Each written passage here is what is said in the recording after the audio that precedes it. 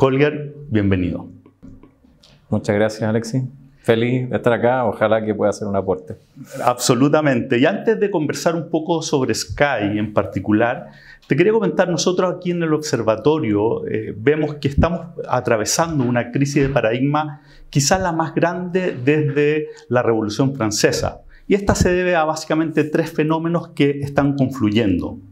La emergencia climática, de la cual estábamos conversando hace un rato, la cuarta revolución industrial y el tercer fenómeno del cual se habla bastante poco es la crisis de sentido, que ha hecho que en la sociedad la gente sienta un desánimo, haya desidia, se conecten menos con los trabajos tradicionales y estos tres elementos están generando un cambio profundo en el quehacer en todo ámbito.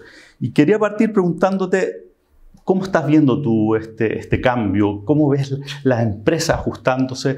¿Y cuáles son los desafíos que consideras que deberíamos estar mirando? Yo creo que uno va aprendiendo mucho en la marcha. Y eso de estar aprendiendo en la marcha implica que uno tiene que estar con las antenas, como siempre, bien paradas para entender y absorber lo que te está diciendo el entorno, básicamente.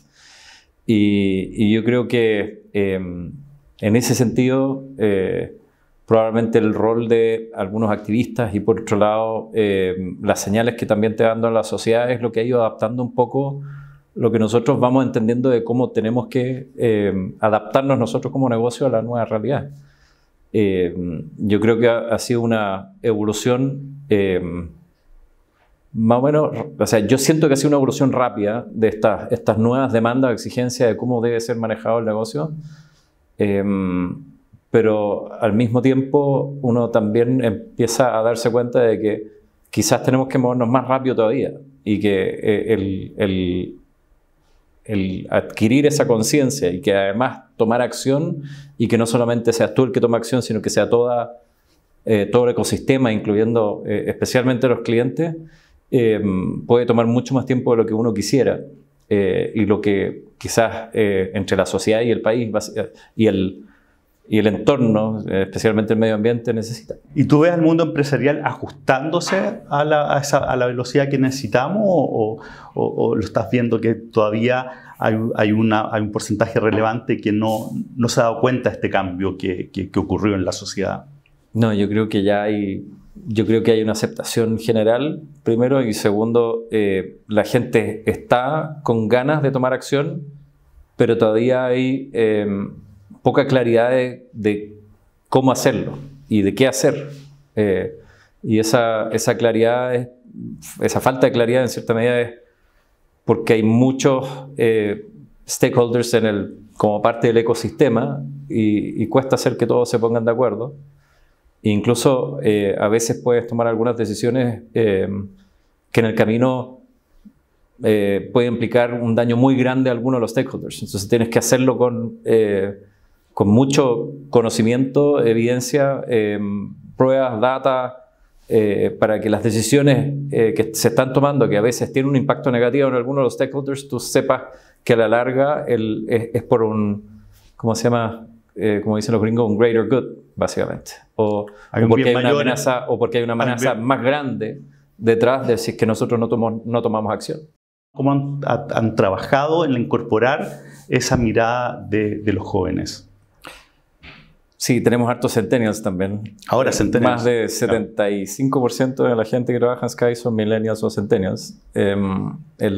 Partiendo por el mismo CEO de la compañía, que es un millennial, tiene 37 años. Y no es que nosotros evitamos que haya gente mayor, creemos que también hay mucho valor en la gente mayor que aporta mucha experiencia. Bueno, de hecho nosotros decimos las nuevas generaciones tienen bastante claridad en el qué y las generaciones anteriores con la sabiduría pueden aportar mucho más en el cómo. Sí. ¿Qué dirías tú? ¿Te hace sentido? Sí, me hace mucho sentido. Y yo creo que también hay mucha de tener conciencia de que a veces los cambios siempre van a tener algún impacto negativo en algunos stakeholders. Y a veces cuando tú tratas de empujar un ideal, lo haces solamente pensando en el fin al que vas a llegar, sin pensar en los daños que puedes ir dejando en el camino. Y esos daños creo que esa es la parte, como en cierta medida, compleja, de cómo te haces cargo de los daños que vais dejando en el camino también. ¿Y cómo balancean? ¿Cómo hacen eso? O al final, a veces te pasa que todo se compra en el fin, pero nadie quiere pagar el camino que es para llegar a ese fin. Entonces todos quieren que el otro asuma el costo de esa transición, se podría decir. Y eso al final tampoco resulta. Y ahí está un poco el tema que, no sé, pues incluso nosotros como línea aérea, si yo quisiera usar combustible verde, 100% verde, hoy en día no hay. Y si es que quiero salir a buscarlo, en el día de mañana que pueda conseguir, probablemente va a salir más caro que el combustible tradicional. El pasajero va a estar dispuesto a pagar la diferencia por no tener impacto en el medio ambiente, o la otra alternativa es compensar por lo que ya no puedes, porque hemos tratado de reducir las emisiones lo más que se puede, pero llega un punto donde tú ya para reducir más las emisiones tienes que empezar a compensar. Y la pregunta está ahí, si acaso el cliente va a estar dispuesto a pagar por la compensación, o sea, preferir ir por la alternativa más barata que el competidor que no compensa. Entonces a veces te hace falta, quizás algunas de estas cosas tienen que ser empujadas, por ejemplo con regulación, o ahí quizás falta el tema del input de los reguladores para decir, ¿sabes qué más? De alguna forma tenemos que empujar esto, porque con el dilema del prisionero, al final siempre va a haber alguien que se va a tratar de avivar para no tener que pagar el costo de la transición. Mientras otros lo hagan, el otro que no pagó por el costo de transición quizás salga ganando, incluso haga que desaparezca el competidor que sí tomó la iniciativa de tener la conciencia del impacto negativo que genera. Y eso particularmente importante si quieres ser low cost, o sea, ser el primer precio en definitiva. Sí, bueno, absolutamente. El low cost es todas las medidas que puedas para poder tratar de bajar los costos. Pero yo creo que en el caso de nosotros tenemos un objetivo grande, que es el propósito que tenemos como compañía, que es poner el cielo al alcance de todo. Eso es casi como el tema de democratizar los cielos y hacer que cualquier persona pueda volar. Pero cualquier persona, ese propósito, que es como decir el fin, tampoco puede justificar los medios. Y ahí detrás de eso es que el fin no justifica los medios. Los medios a veces pueden ser estas externalidades negativas que vais dejando en el camino para poder cumplir ese propósito. Pero dime una cosa, porque yo te vengo escuchando hace años de temas como propósito, como decíamos, temas de equidad, todos temas, elementos que hoy día están muy instalados, pero yo te escucho desde hace años. Esto ¿de dónde viene? ¿Fue experiencia de tu familia que estuvo bien instalado? ¿Tú te diste cuenta en algún momento? ¿Cómo parte este camino? Yo creo que en realidad es parte de los valores que nosotros tenemos como organización también. Y los valores al final los empieza a acuñar el fundador de la organización. En el caso de mi viejo, aunque mi viejo nunca hizo explícito los valores que nosotros teníamos en la organización, los personificaba. Como parte del proceso de planificación estratégica, después dijimos, oye, necesitamos tener una marca potente, una imagen hacia afuera, pero una imagen hacia afuera no tiene sentido si no está anclado en el corazón de la organización, en la cultura, en lo que hay hacia atrás, hacia el fondo. Y ahí nosotros hicimos el primer proceso básicamente de descubrimiento cultural, porque es una organización que ya existía, pero que nunca había definido su cultura. Y en ese proceso de descubrimiento cultural, que participaron más de 300 personas de Sky, de todos los niveles de la organización, entre encuestas, focus group y todo tipo de actividades, nosotros descubrimos que había 4 valores que siempre existieron en Sky y que eran los valores que a nosotros nos hacía más sentido proyectarlo con más fuerza hacia el futuro. Y uno, es ser cercano, valiente, correcto y comprometido. Y yo creo que detrás del correcto está más el tono de esta cuestión más valórica y del punto de vista del que te define un poco el cómo queremos hacer las cosas. Después te aparecen nuevas nuevos objetivos, nuevas metas o nuevos externalidades negativas de las cuales tenéis que ir haciéndote cargo. Es bueno tener este gran objetivo que es el propósito, pero no puede ser a costa... A cualquier costo. No puede ser a cualquier costo y tienes hecho, que ser siempre con la conciencia de tratar de minimizar el costo en cada uno de los stakeholders. ¿Cómo haces para que a nivel de toda la organización esté claro que aun cuando no lleguemos al número, seamos consecuentes con las definiciones que hicimos? Yo creo que la combinación de ser valiente y comprometido te genera un ambiente que es bastante competitivo.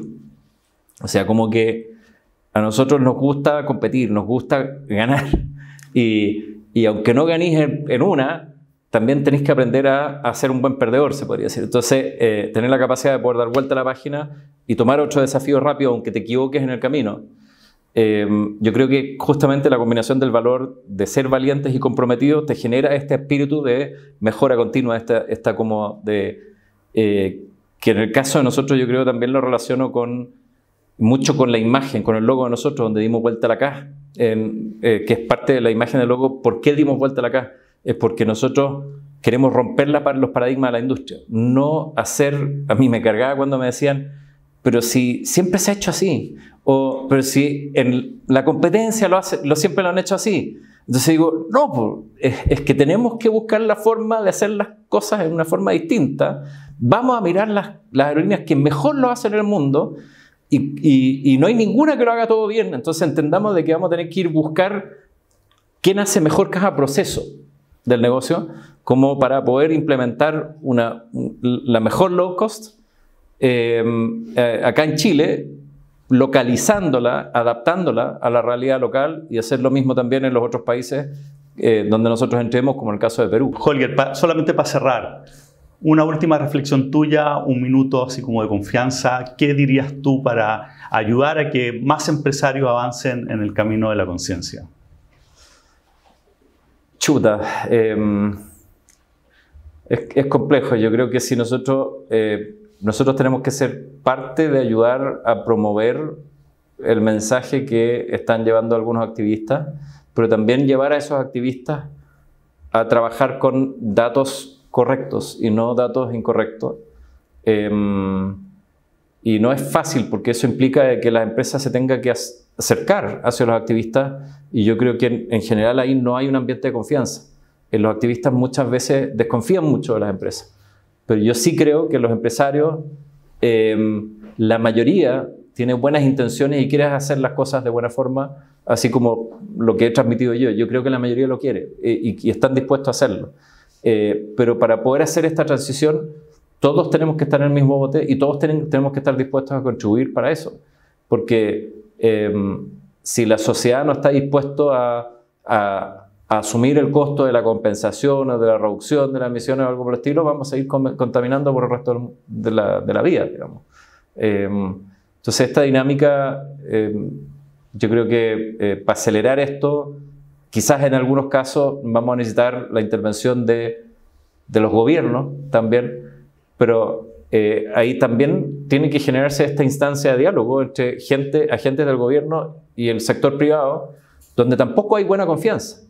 O sea, es construir espacios de confianza para que puedan haber conversaciones de calidad en torno a este bien mayor que hablamos antes. Oportunidades de diálogo y además de la oportunidad de diálogo es tratar de cultivar esa confianza. Buenísimo. Muchas gracias por haber venido hoy día. No, gracias a ti, Alexis. Gracias.